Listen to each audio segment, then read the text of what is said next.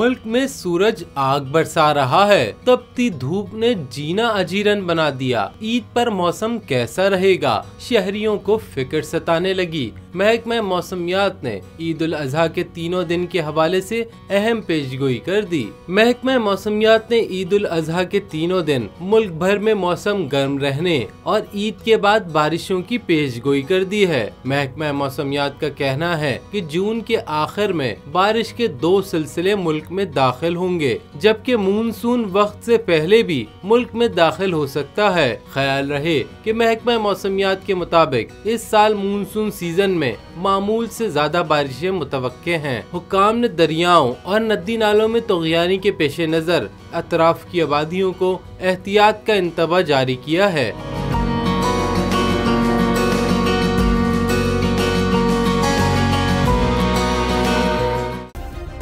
Subscribe करें और bell दबाएं ताकि कोई खबर रह न जाए।